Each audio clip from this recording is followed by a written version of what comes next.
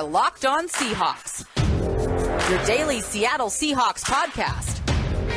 Part of the Locked On Podcast Network, your team every day.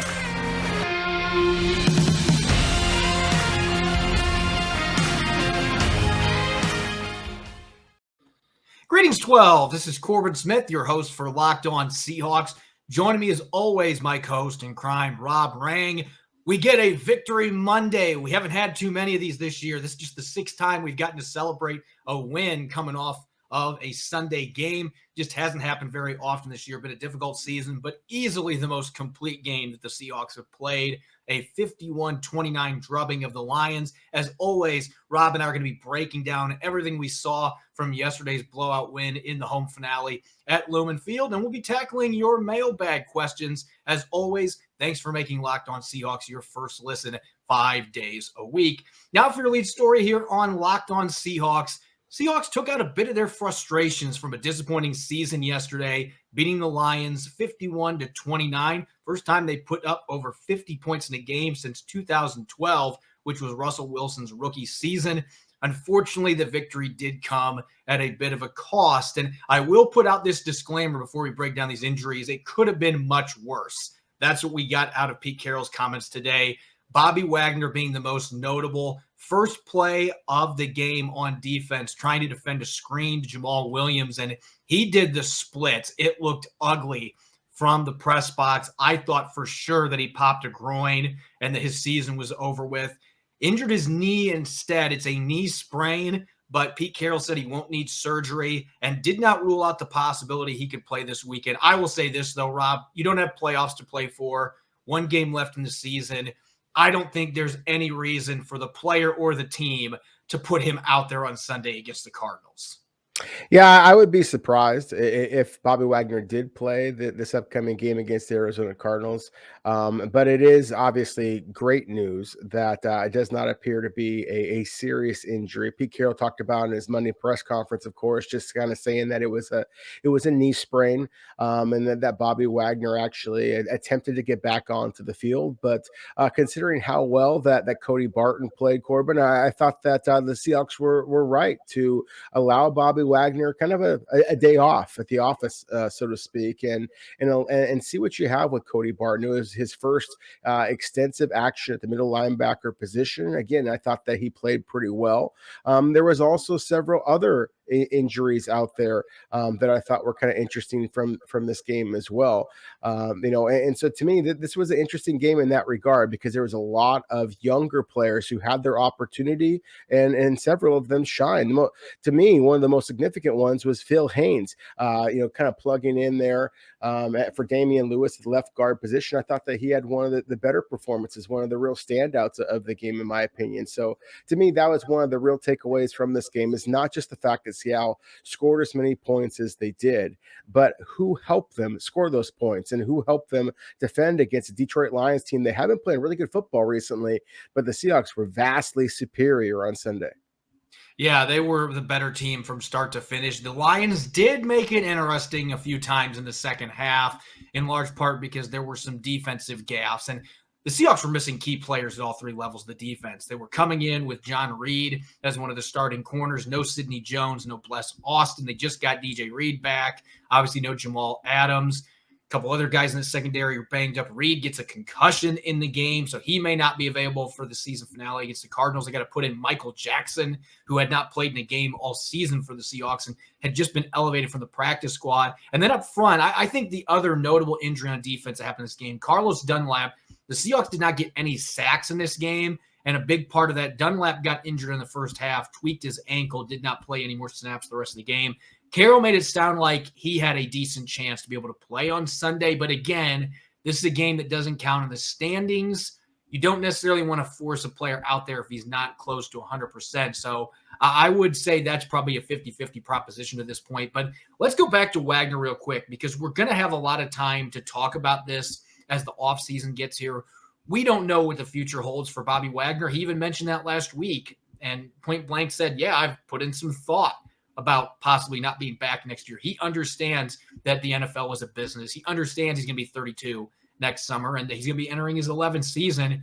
really the biggest issue the Seahawks have to deal with. And this is why, if he doesn't play next weekend, there's going to be plenty of speculation about, did we just see him play his last game in a Seahawks uniform and he only got to play one play before getting hurt? His cap hit is north of $20 million next year, Rob. So that's extremely expensive.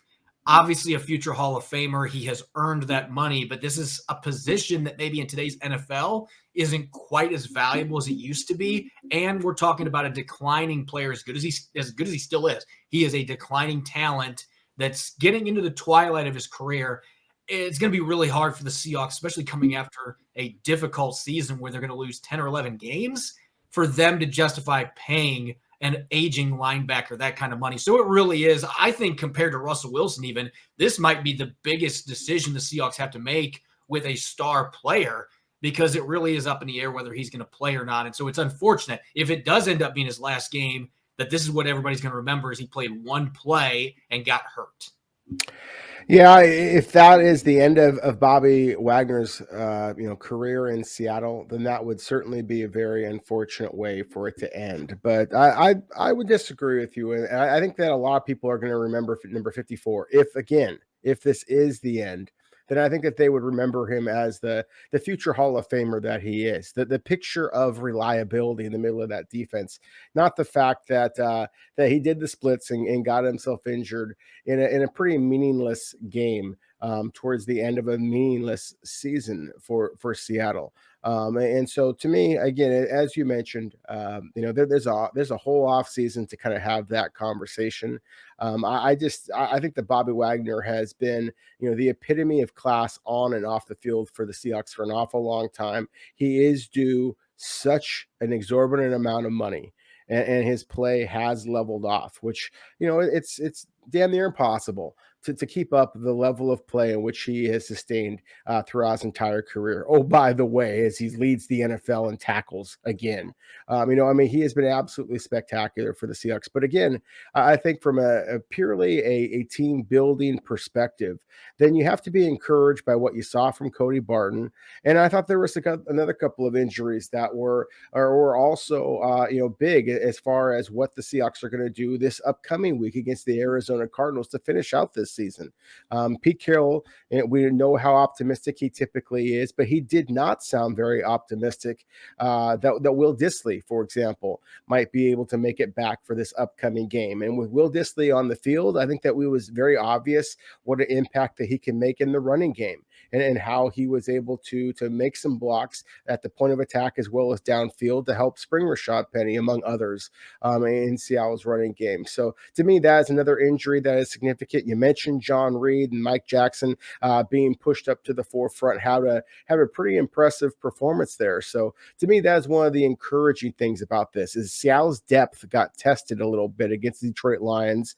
And while that has not necessarily been a strength for much of the year, it certainly was Sunday.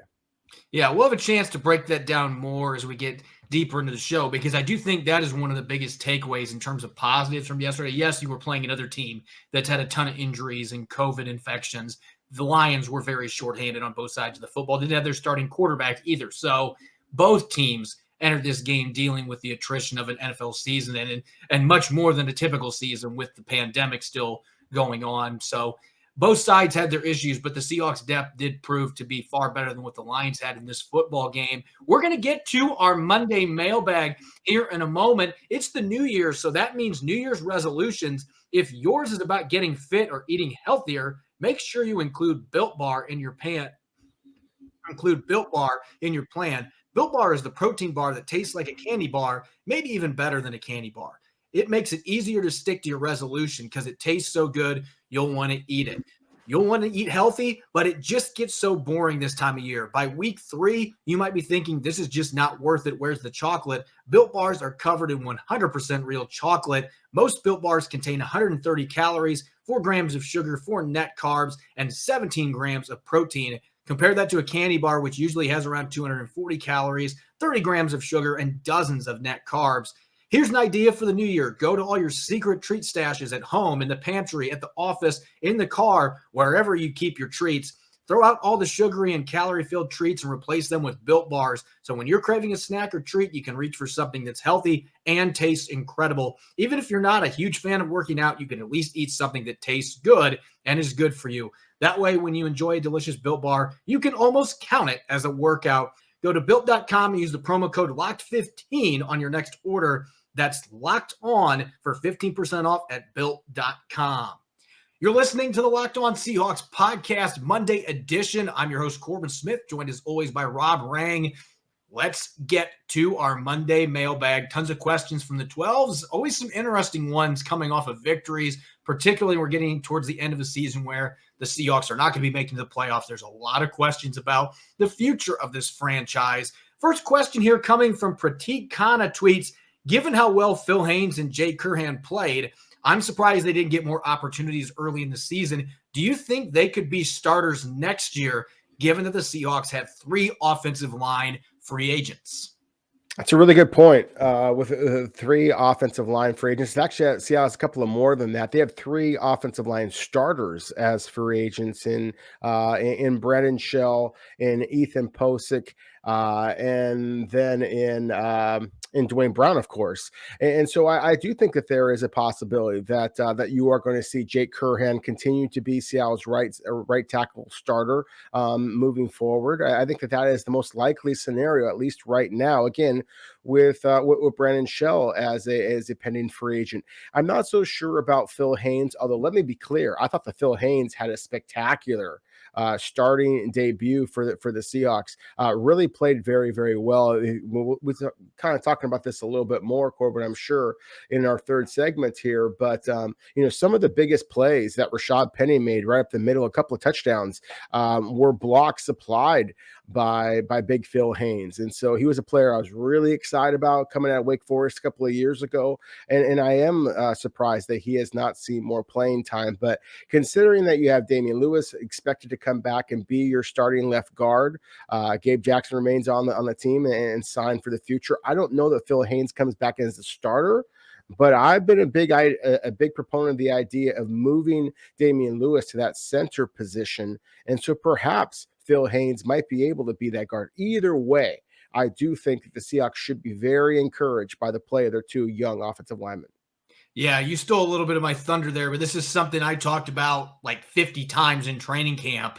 Try to find a way to get Phil Haynes, Damian Lewis, and Gabe Jackson all on the field together, whether that means Phil Haynes goes to center, Damian Lewis goes to center. We got the crash course start against the Cardinals a year ago. Hasn't played any snaps there this year. He's had injuries. Now he's on the COVID list. But I still think that might be the best long-term thing for the Seahawks to do with their offensive line. That being said, Ethan Posick has played really well the last 2 or 3 games, and Pete Carroll said it today. He's played the best football of his career the past month, and that's been a big reason the run game's really gotten going. So maybe Ethan Posick is playing into another contract with the Seahawks. We'll see how that pans out, but I still am a proponent of the idea of getting Phil Haynes, Damian Lewis, and Gabe Jackson together on the field as your 3 starters in some capacity.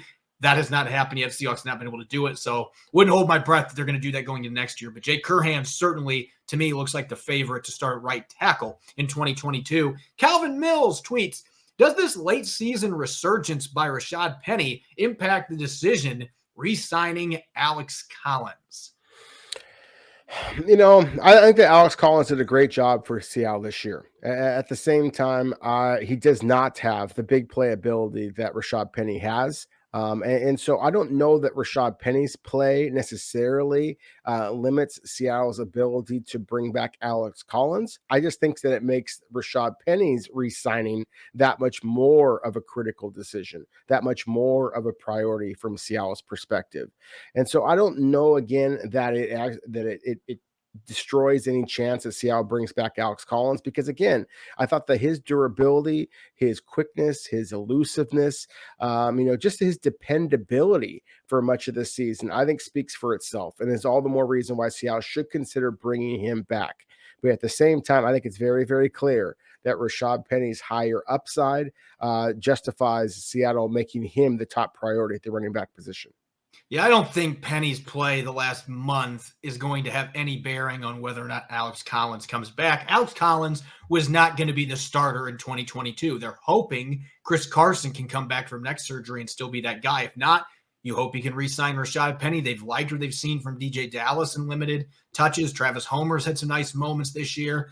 So I don't think that that's going to prevent them from signing Collins to another deal. I mean, he showed toughness this year, battling through groin and abdomen injuries and a number of different things. So I think the Seahawks will reward him at some point with another one-year deal. I'd actually be surprised if he's not back, but that's no guarantee he's going to be on the team next year. Got to see what happens with Chris Carson. It gives them some insurance, but I don't think his future hinders at all on what has happened in the past month with Rashad Penny. It just made Penny, as you mentioned, a much bigger priority for the Seahawks to re-sign.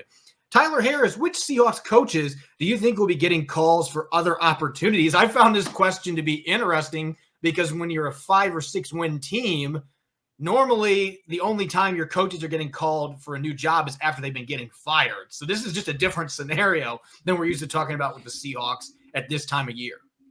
It certainly is. And, what a statement. What a Seattle Seahawk, kind of fan comment here, that when the team is losing, then I'll just fire everybody. When the team puts 50 points up on the board, then suddenly you were worried about other NFL teams poaching your coaches. I think that one guy who absolutely deserves, some love is the special teams coach, Larry Izzo. When he got thrust into the head coaching position for special teams a year ago, there was a lot of talk about is this going to be too much for him? And instead, Seattle special teams has been spectacular over the last couple of years.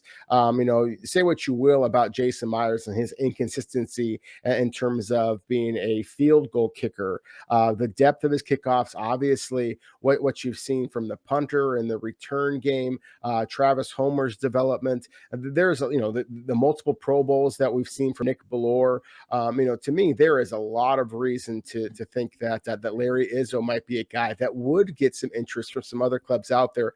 I just hope that the Seattle is able to retain Larry Izzo, because I think that he is one of the better young special teams coaches in all the NFL. Yeah, Izzo's an interesting pick for that one because we've seen special teams move up the ladder. Some special teams coaches over the years that end up becoming head coaches. I don't know that Larry Izzo is on that fast track right now, but I'll throw one other name out there. Andre Curtis, he's had kind of a tough year in the sense that he missed a game due to an illness. He's had COVID at some point. So from that standpoint, it's been kind of a tough year, but the job he's done coaching the corners up with all the injuries, the COVID infections, you name it. I mean, there are 6 different starting combinations at corner, and yet this group, for the most part, has continued to play well week in, week out, and this is a passing league now. I could see a guy like Andre Curtis being somebody that gets some looks maybe as a defensive coordinator somewhere just because of that emphasis on stopping opposing passing games, and he's shown he can coach up corners and safeties. It's been a pretty impressive season for him given the circumstances. So maybe that's one name to throw out there. But again, this is a 6-win team right now. I don't see their coaches being in super high demand coming off a disappointing season. JB tweets, with how well Cody Barton performed at middle linebacker, is a Bobby Wagner trade looking more realistic? I don't know about you, Rob, but I just think basing off of one game where Barton played most of the snaps, I think that that's rushing to judgment, thinking that that's the reason you can move on from Bobby Wagner. Well, I would agree with you in the sense that I think that just what Cody Barton showed against the Detroit Lions this past week would absolutely be rushing to judgment. But of course, this is his 3rd year. And Cody Barton, I think, has played pretty well over his first couple of seasons in Seattle, especially considering how much they've moved him around, asking him to play several different linebacker roles. Pete Carroll talked about that today during his Monday press conference of how the Seahawks do trust his ability to call a game from that middle linebacker spot. That has been one of his strengths, as is his ability in coverage. We've seen some of the splashy plays he's made in preseason when he was asked to kind of rush up the field at the quarterback as well. So to me, I think Cody Barton's a good football player. player. I don't know that he is. In fact, I'm fairly confident that he is not nearly the impactful Pro Bowl caliber player that Bobby Wagner has been. However, as we talked about in the first segment, Corbin, Bobby Wagner being due as much money as he is, Cody Barton being due so much less money, and the fact that Seattle already invested the draft pick in him, then yeah, I think that there is a possibility that Seattle will explore some trades for Wagner, or maybe even release him outright if necessary for salary cap reasons. And again, the reason why is because I think the Seahawks do feel pretty confident that they've got a quality football player in Cody Barton. Yeah, I think that you've seen enough splashes from him to maybe think at the middle linebacker spot where he's clearly most comfortable. He really struggled at the Sam linebacker spot. That just wasn't a good fit for his skill set. Middle linebacker playing that Mike spot, he just looks a lot more comfortable. He makes more plays. You can just tell. It's like DJ Reed at right corner compared to left corner. He just has a preference. That's the way that Cody Barton plays the game. I just don't know that he is a starter. I think he's a very good backup that can come in, step in, and give you some really solid snaps as a spot starter. I just don't know that he is a guy that can start consistently for you and be an impact football player. Very good special teams guy. And really the only way you would find out is if he actually got that opportunity, which to this point he hasn't because of how durable Bobby Wagner is. And that's a real roll of the dice being like, we're going to move on from this 6-time All-Pro just to play a guy that we don't know if he's a starter, he's capable of it. But teams make decisions like that, so I would not completely rule it out. Last question here, coming from Nathaniel. Have you ever seen a team drop defensive linemen into coverage as much as the Seahawks have this season? I thought that was a great question.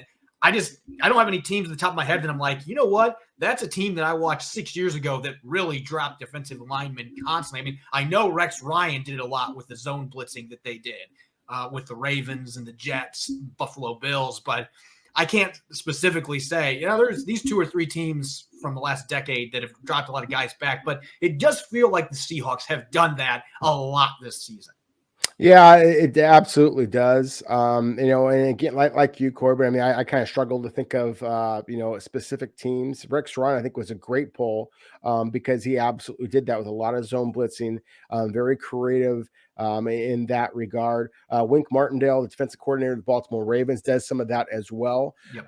But at the same time, I think that it is kind of interesting how Seattle has chosen to use the defensive lineman at times.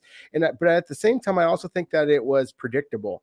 You look at some of the other divisions in football, and I don't know that there is a division that has better quarterback play than the NFC West. And if you are unable to get to the quarterback, then obviously it makes some sense to be able to drop that many more people into coverage. Now, that has not turned into the big plays in terms of interceptions and things of that nature that I think that the Seahawks were anticipating.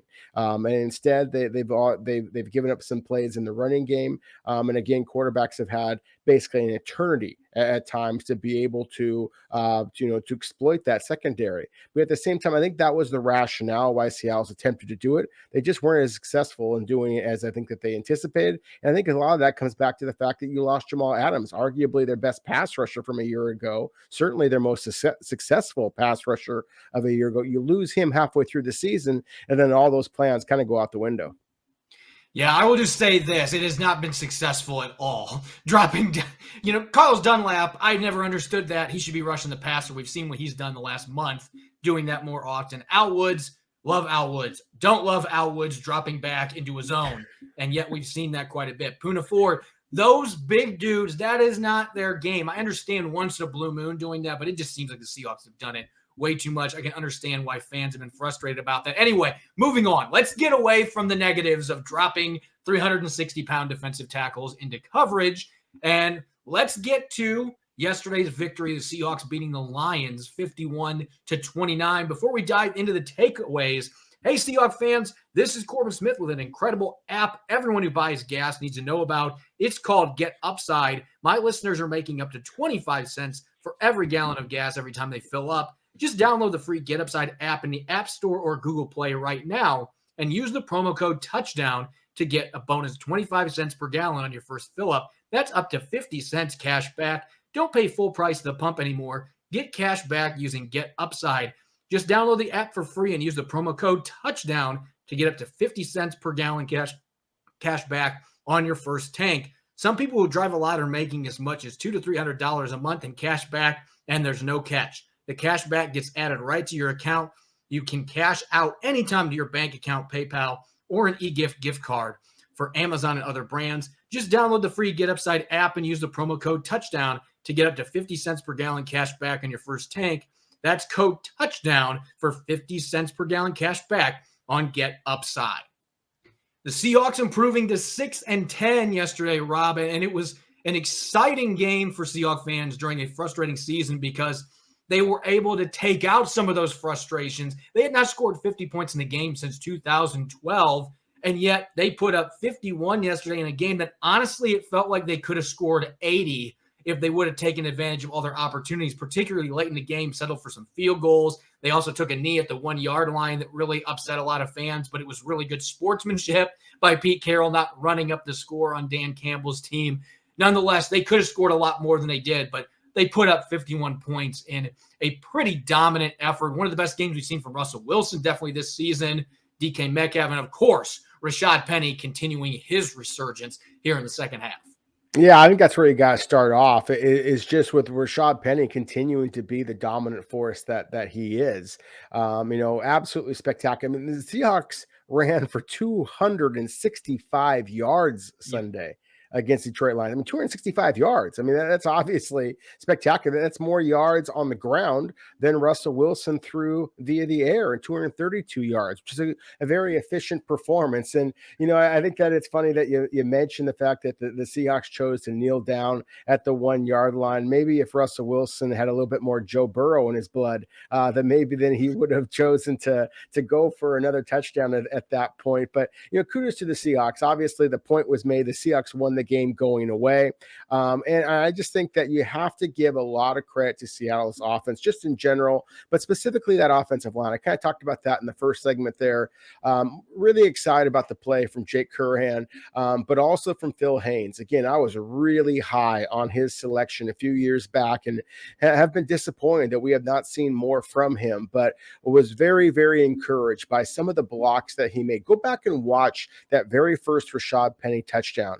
And the fact that Phil Haynes comes off the ball, makes a play on the defensive lineman, and then creeps up and hits the linebacker as well. It just paves the way for Rashad Penny to make one of his several impressive runs against the Lions. Yeah, the Lions are not a very good football team, but at the same time, they have been playing very hard for Dan Campbell, and they tried to play pretty hard against the Seahawks, and obviously were basically shut down on that perspective of the football. Only getting the 1 sack, again, giving him 265 yards on the ground. The Seahawks offensive line dominated Detroit, and you can't say that very often for the Seahawks so far in 2021. I liked how Dwayne Brown put it after the game. It is a blend of great blocking and outstanding running by Rashad Penny. That first run that you mentioned, that first touchdown, yes, Phil Haynes made a really nice reach block and then was able to get up to the second level. That helped spring Rashad Penny. But we're talking a 230-pound back that put 2 Lions defenders on skis once he got to the second level and just made him miss. I don't think they got a finger on him.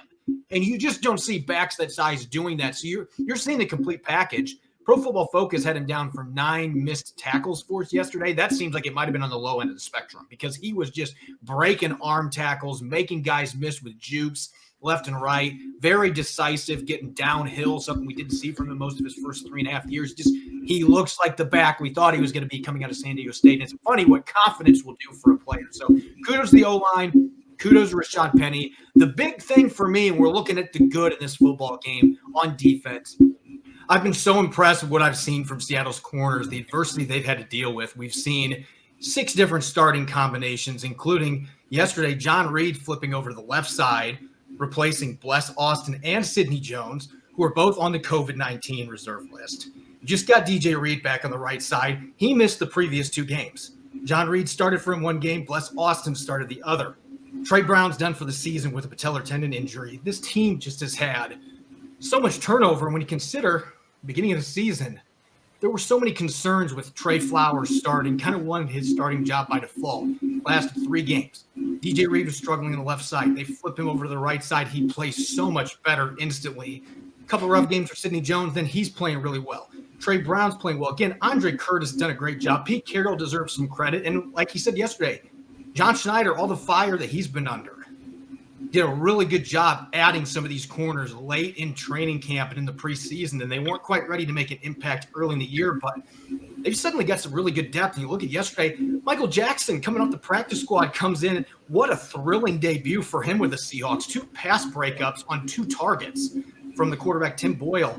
So he was denying everybody, everything was thrown at him. So this is just a really impressive performance by the corners in general in this game. They gave it 29 points, but it was not the corners' fault. And that really has turned out to be a clear strength for this football team. Who would have thought that would have been the case back in week 4 when they were benching Trey Flowers, and that was such a huge weakness for this team at that time? Yeah, I think that's an excellent point. I do tip my cap to John Schneider, because I think that was clearly the biggest area of concern for the Seahawks was the cornerback. And he did make a number of moves that a lot of people kind of scoffed at, over the course of the season. But, think about where this team would be, obviously, throw out whatever jokes you want. They're obviously out of the playoffs. But the way that Sidney Jones played, the way that Bless Austin's played, the way that John Reed and now Mike Jackson have all played for the Seahawks at the cornerback spot, the fact that he stole DJ Reed from the San Francisco 49ers a year ago. I mean, the Seahawks deserve some credit for their ability to turn the page at the cornerback position. So I do 100% agree with you. That has been one of the real positives of the season, and certainly against the Detroit Lions team, getting 3 interceptions in that game. And that would be one of the ways, and I would transition here to some of the ugly. I was really disappointed that Seattle was not able to mount more of a pass rush on Tim Boyle, and just considering the fact that Detroit has struggled as much as they have in pass protection, that they weren't able to run the football as much as I thought that they might be able to. I really thought that Seattle might be able to tee off against that Detroit Lions offensive line. And the fact that they were unable to do so, the Seahawks did not record a single sack in 37 attempts from Boyle. And yet they still did get the 3 interceptions because of that refurbished secondary. That, again, that's definitely an ugly or a bad component of this game for the Seahawks in terms of their lack of a pass rush. But at the same time, I think it very much goes back to what you were saying a moment ago, Corbin, with how well that the cornerback specifically have played for Seattle down the stretch. Yeah, the 3 interceptions, 2 for DJ Reed. Ugo Amadi got one. I'm still laughing that he didn't score a touchdown there, though. Botched it. It wasn't a forced fumble. He just coughed it up after he was trying to return the pick. But nonetheless, they were able to get to 3 interceptions. The secondary made big plays. The only thing on defense, you can give up 29 points to a team that's got a backup quarterback in Tim Boyle. That's something the Seahawks couldn't have been too happy with. They were missing some really good players at all 3 levels, just like the Lions were missing players all over the place. But Amon-Ra St. Brown, what an outing that the rookie had. The Seahawks, they had to know going in, this is the only real weapon they've got. Josh Reynolds was out with COVID, so who else are they going to throw the ball to? It did not matter. St. Brown killed them, had big day, over 100 receiving yards, had a 26-yard touchdown run on a draw play, and that was on 3rd and 10, cut the lead down to 17-7. Plays like that, just you were thinking Deebo Samuel was out there. Why is he not wearing a 49ers uniform? And also wondering what was USC doing with this guy in college, because you never saw anything like that at the college level from this kid. But, man, he was impressive. The Seahawks didn't have any answers for him most of the game. I will say late in the late 3rd quarter, they did seem to figure things out a little bit with him and were able to silence him some, but he had a huge game. So props to the player. A little bit disappointing the defense wasn't able to get stops and able to hold the Lions down. I mean, they made it a 16-point game 2 different times in the second half. So, again, Dan Campbell's squad just continues to fight, continues to be scrappy. They just didn't have enough talent. They fell too far behind. They were down 38-7 at one point in this game.